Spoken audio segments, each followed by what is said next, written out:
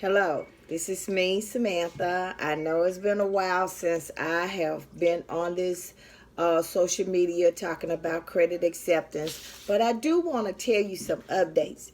I thank you for coming on. I ask you guys to subscribe, share this video with your family and friends, or those of you know who has credit acceptance. So I'm going to go ahead and start this off by saying that 2008 has been a whirlwind. And I want to thank you guys for giving me the affidavits, and please keep them coming.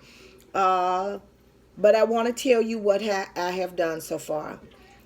Because my, how should I say this, my unwavered effort in order for me to be able to get justice against credit acceptance.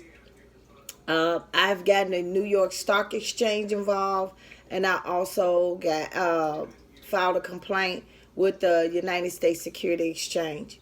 And you said, Samantha, well, why did you do that? You know, what does that have to do? Well, let me explain. Your contract that you have is more like an investment to credit acceptance. The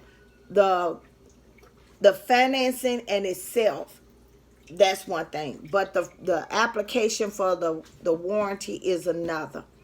And when they put all of those contracts and they said this is how much money we made, we made, this is our long-term investment and all of that. So when they go and put their contracts on the New York Stock Exchange, then that means that's potential investors. That leads to people who want to buy stock into credit acceptance. Right now, credit acceptance has the most highest stock on the stock market, one of the highest stock. So when you sit here and you say, well, you know, that how they collect their money, that's the reason why when they're going through, like, for instance, when they repossess your car, they still try to go ahead and they're gonna issue your check because they're projecting future earnings, and then they're projecting the earnings and future earnings.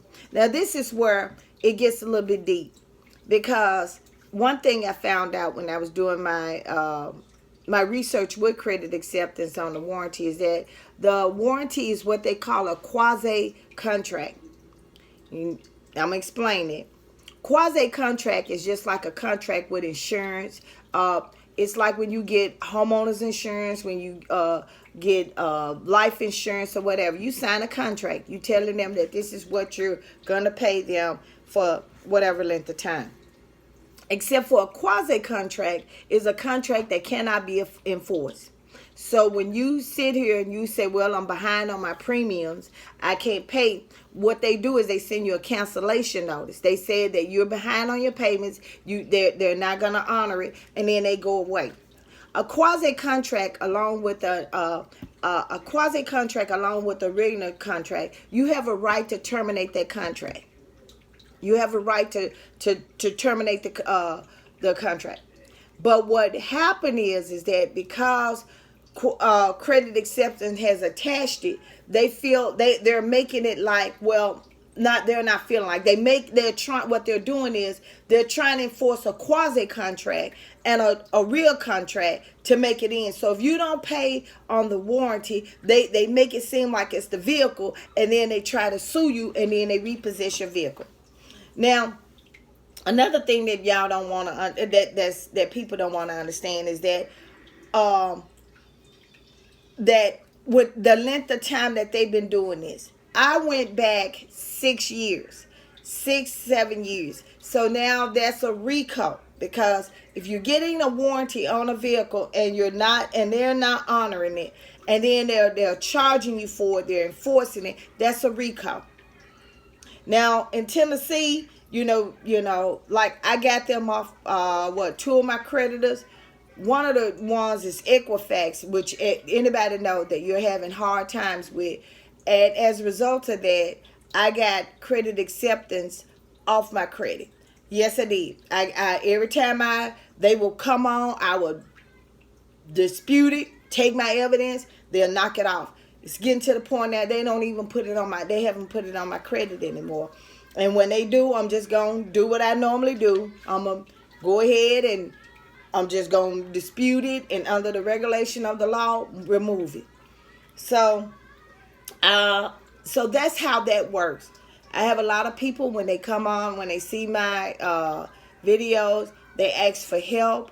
You can, I give you my email address. I'll give you my phone number. But I can't sit here and fight your battles, and you just sit here and say, okay, I need your help, and then when I call you or when I come to you, you say, okay, well, I'm gonna give you all my stuff, and you go, no, I don't work that way. I do not work that way. I work with you. I don't work for you. So, okay. Another thing is that what I'm doing is that if you live in Tennessee, we're getting ready to change the laws. I've been working with a lot of state representatives. It was supposed to have been on this year's calendar for it to take effect this year, but I was working with the lawsuit that I have with credit acceptance, so I kind of got a little sidetracked. So now I'm going back, and I'm going to go ahead and start that. So if you live in Tennessee, we're going to go ahead, and this is what the law is going to require.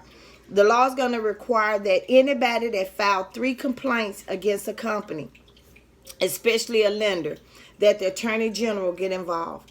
That if it's more than 3, then the attorney general can file a lawsuit against that company, which it consists of fining them. It could per person, an entire fine, a suspension, and that they can no longer do business in Tennessee.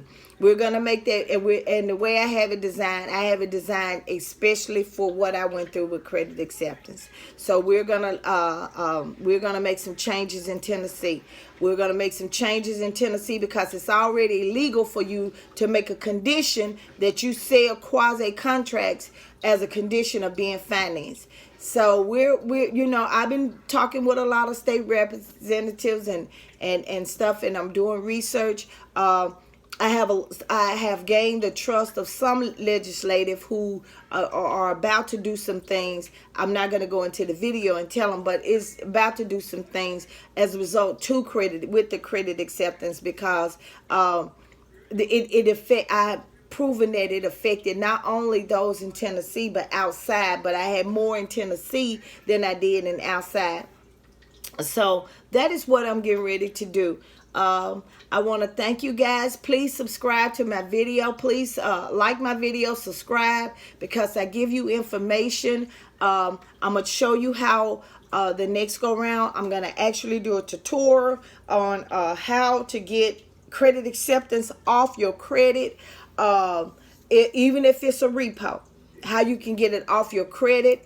We're going to talk about states that says that you can sue credit acceptance for this, and you can sue the credit bureau if they refuse to take credit acceptance off on fraudulent warranties. But right now we're dealing with the fraudulent warranties that they have sold you. And I want to tell you that, this is not going to be an easy thing. It's going to be a little bit hard. It's going to be a little tedious. But if you fight the good fight, nothing is won unless you fight. And my credit is important to me. My credit, I don't want to give somebody some money and then I can't enjoy it, or they feel like they got their hands on it. No, I don't do that. So I thank you guys. I'm not going to have long, but I thank you guys.